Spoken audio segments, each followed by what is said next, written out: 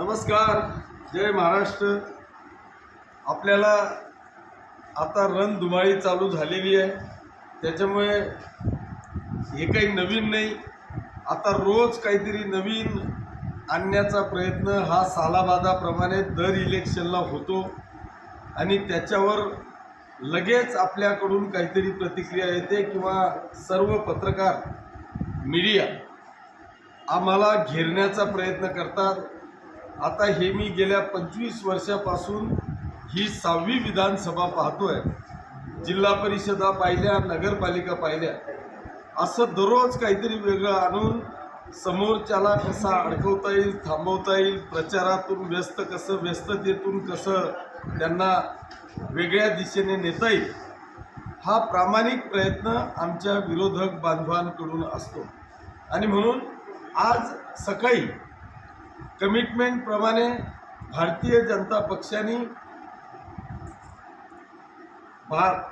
जनता पक्षाचे प्रदेशाचे अध्यक्ष आदरणीय बावनकुळे साहेबांनी एक 40 लोकांची यादी प्रसिद्ध केली आणि त्या यादीमध्ये ज्या लोकांनी बंडखोरी केली अशा सगळ्या लोकांना 6 वर्षाकरता निलंबित करण्याचं काम भारतीय जनता पक्षाने केलं। आणि त्याच्यामध्ये नेमकं पारोळ्याचे बंडखोर उमेदवार एटी नाना पाटील आणि पाचोऱ्याचे बंडखोर उमेदवार अमोल शिंदे या दोघांचंही नाव नसल्या कारणाने आज संपूर्ण जिल्हाभर फक्त तेवढीच एक चर्चा आहे।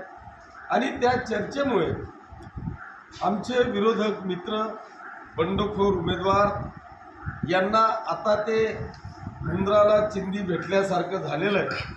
त्याच्यामुळे त्यांनी ती पोस्ट आता प्रचंड व्हायरल करण्याचं काम केलं आहे आणि पुन्हा एकदा भारतीय जनता पक्षाच्या कार्यकर्त्यांमध्ये, पदाधिकाऱ्यांमध्ये संभ्रम निर्माण करण्याचं काम सकाळपासून त्यांनी चालू केलेलं आहे। आणि त्याच्यामुळे सर्व पत्रकार मला फोनवर फोन करत होते आणि म्हणून हा एक गैरसमज दूर व्हावा याच्यासाठी खऱ्या अर्थाने आजची ही पत्रकार परिषद बोलवलेली आहे। मी स्वतः राज्याचे उपमुख्यमंत्री आदरणीय देवेंद्रजी फडणवीस साहेब, भारतीय जनता पक्षाचे प्रदेशाचे अध्यक्ष आदरणीय बावनकुळे साहेब यांच्याशी चर्चा केली। जर तुम्ही ते 40च्या 40 उमेदवारांची यादी की ज्यांना बंडखोर म्हणून त्यांनी घोषित केल्यानंतर त्यांना निलंबित करण्याचा निर्णय घेतला, असे 40च्या 40 उमेदवार हे भारतीय जनता पक्षाच्या विरोधात, म्हणजे जिथे भारतीय जनता पक्षाचा उमेदवार आहे अशा ठिकाणी ज्या लोकांनी उमेदवारी अर्ज दाखल केलेला होता किंवा बंडखोरी केलेली होती अशा लोकांना त्यांनी निलंबित केलेलं आहे।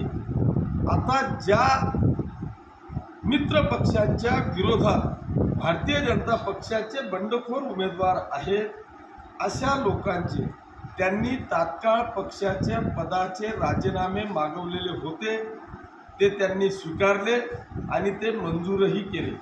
ते मंजूर केल्यामुळे त्यांना निलंबित करण्याचा प्रश्न येत नाही, कारण ऑलरेडी त्यांना पदावरून हटवलेलं आहे, त्यांचा राजीनामा मागवलेला आहे आणि तो राजीनामा त्यांनी मंजूर केलेला असल्यामुळे हा जो काही गैरसमज पसरवण्याचं काम आमचे विरोधक मित्र बंडखोर अमोल शिंदे हे पसरवण्याचं जे काम करतायत हे चुकीचं आहे। हा संभ्रम निर्माण करण्याचा केविलवाणा प्रयत्न आहे। परंतु आत्ता राज्यामध्ये ही जी युती आहे ही इतकी अभेद्य आहे की इथे आपल्या सगळ्यांच्या माहितीकरता सांगतो की या महाराष्ट्राच्या इलेक्शनमध्ये थेट या राज्यात, या देशाचे पंतप्रधान आदरणीय मोदी साहेब, भारतीय जनता पक्षाचे देशाचे नेते आदरणीय अमितजी शहा साहेब यांनी दोघांनी लक्ष घातल्यामुळे आता हा मतदारसंघ शिवसेनेचा असताना सुद्धा भारतीय जनता पक्षाचे गुजरातचे उपमहापौर यांना निरीक्षक म्हणून दिलेला आहे। ते स्वतः या मतदारसंघावर निगराणी ठेवून आहे। इथे उद्या भारतीय जनता पक्षाचे खासदार की ज्यांच्यावर पूर्ण जिल्ह्याच्या 11 विधानसभेच्या उमेदवारांची जबाबदारी दिलेली आहे असे उद्या ते खासदार साहेब येत आहेत. आता ज्यांच्यावर विधानसभेची जबाबदारी आहे ते उपमहापौर येऊन मला भेटून गेले. त्यांचं नाव परिमल सिंग गोहल असं आहे आणि ते येऊन गेल्याच्या नंतर त्यांनी मला सांगितलं की आपण काळजी करण्याची आवश्यकता नाही. त्यांच्या समोरच मी आदरणीय बावनकुळे साहेबांशी बोललेलो आहे. त्याच्यामुळे आपण हा जो काही केविलवाना प्रयत्न आमचे विरोधक मित्र करताय, हा भारतीय जनता पक्षाचा कार्यकर्ता आहे, हा विचारवंत कार्यकर्ता आहे. या अशा फसवणूक करणाऱ्या लोकांपासून तो 100% सावध झालेला आहे. मागच्या काळात त्यांनी अशाच पद्धतीचे चुकीचे संदेश देऊन त्या लोकांमध्ये संभ्रम करण्याचा प्रयत्न केला, मतदारांमध्ये संभ्रम निर्माण करण्याचा प्रयत्न केला. परंतु आत्ता हा संभ्रम माझ्या माहितीप्रमाणे महाराष्ट्रात कुठेही नाही. ही युती अभेद्य आहे आणि ही अभेद्य असल्या कारणाने शिवसेना, भाजप, राष्ट्रवादी आणि RPIचे सर्व नेते या सगळ्या घडामोडींवर लक्ष ठेवून आहेत. त्याच्यामुळे हा असा कितीही नरेटिव्ह सेट करण्याचा प्रयत्न आमच्या विरोधकांनी केला तरी मित्र पक्षाच्या कुठल्याही कार्यकर्त्यावर, कुठल्याही मतदार बांधवावर याचा परिणाम होणार नाही, एवढी खात्री मला या निमित्तानं द्यावीशी वाटते. आप्पा, काही भाजपची मंडळी आहे ती अजूनही काम करते अमोलदादा शिंदेसोबत, तर भाजपची जी आपली कार्यकारिणी आहे जळगावची तथा पाचोऱ्याची, ते पत्रकार परिषद घेतील का या विषयावर? नक्कीच घेतील. हा जो विषय आहे आजच आमचं ठरलं. उद्या मी तुम्हाला सांगितलं की खासदार साहेब ज्यांच्याकडे पूर्ण जिल्ह्याची जबाबदारी आहे ते या विधानसभेची ज्यांच्यावर परिमल सिंग यांच्यावर जबाबदारी आहे ते उद्या जाऊन त्या खासदार साहेबांची भेट घेऊन पूर्ण जिल्ह्याची परिस्थिती ते जाणून घेऊन स्वतः पत्रकार परिषद घेऊन परवाच्या दिवशी ओरिजिनल भाजपच्या कार्यकर्त्यांचा मेळावा आपण ठेवलेला आहे. आता तुम्ही ज्याला भाजप म्हणतात ते मुळात भाजप नाही. ज्या पद्धतीने करण पवारच्या माध्यमातून पारोळ्याला लोकसभेच्या वेळेत झालं, त्यांच्यावर जबाबदारी टाकली गेली. भारतीय जनता पक्षाच्या नेत्यांनी त्यांना सगळ्याच प्रकारची जबाबदारी दिली आणि त्यांनी त्यांच्या पद्धतीने त्यांच्या विचारांच्या कार्यकर्त्यांची निवड केली आणि ऐन लोकसभेला सगळी भारतीय जनता पक्ष पदाधिकाऱ्यांसह उबाठाच्या टांगणीला ते टांगले गेले असं चित्र त्या ठिकाणी होतं. ते चित्र पाचोरा शहरात किंवा तालुक्यात आहे.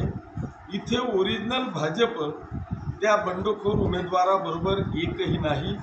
त्याच्यावर त्यांनी भारतीय जनता पक्षाच्या नेत्यांची फसवणूक केलेली आहे, त्यांची दिशाभूल केलेली आहे आणि स्वतःच्या मर्जीतले पदाधिकारी त्या ठिकाणी नेमलेले आहेत. उद्या त्यांच्यावर काही कारवाई झाली तर त्यांना फरक पडत नाही, कारण ते बंडखोर उमेदवाराचे कार्यकर्ते आहेत. असा विचारवादी वाला एकही कार्यकर्ता त्यांच्यासोबत नाही. ओरिजिनल भाजप ह्या युतीसोबतच आहे. खासदार त्यानंतर मधू काटे फिरतात प्रचाराला, त्याबद्दल काय बोलायला? हे निश्चितपणे मी आपल्याला तेच सांगितलं की ओरिजिनल भाजप जे आहे ते आमच्यासोबत प्रामाणिकपणे काम करत आहे. स्मिताताई वाघ स्वतः पाचोरा तालुक्यात येऊन पिंपळगावला माझ्या प्रचाराचं नारळ त्यांनी फोडलेलं आहे. हजारो लोकांच्या रॅलीमध्ये आम्ही प्रचाराचा नारळ फोडला आणि पिंपळगाव शहराचा प्रत्येक कानाकोपरा स्वतः खासदारताई फिरल्या. जर असं असतं तर त्या मला सांगू शकल्या असत्या, काहीही कारण सांगू शकल्या असत्या आणि त्यांनी येणं टाळलं असतं. पण भारतीय जनता पक्ष एक विचाराने चालणारा तो पक्ष आहे, आदेशाने चालणारा तो पक्ष आहे. त्यांना वरून आदेश आला आणि आदेशाचं पालन करत आपल्या लोकसभेच्या खासदार आदरणीय स्मिताताई वाघ यांच्या शुभ हस्ते आम्ही प्रचाराचं नारळ फोडलेलं आहे. निष्ठावान सर्व भाजपचे कार्यकर्ते तुमच्यासोबत आहेत. निश्चित निष्ठावान जेवढे भाजपचे कार्यकर्ते आहेत ते 100% माझ्यासोबत आहेत. ज्यांच्या घोंगड्या गुंतल्या आहेत ते बंडखोरासोबत. त्यांची जी एक यादी जाहीर झाली पहिली, तिच्यात बंडखोर जे आपण म्हणताय त्यांचं नाव नाहीये, मग ते नाव त्यात यावं किंवा दुसऱ्या यादीत त्यांचं नाव येऊन त्यांना त्या ठिकाणून निलंबित किंवा जे काही असेल कारवाई करण्यात यावी असं आपलं म्हणणं आहे. तर ते होणार आहे का पुढे भविष्यात? मी आपल्याला तेच सांगितलं की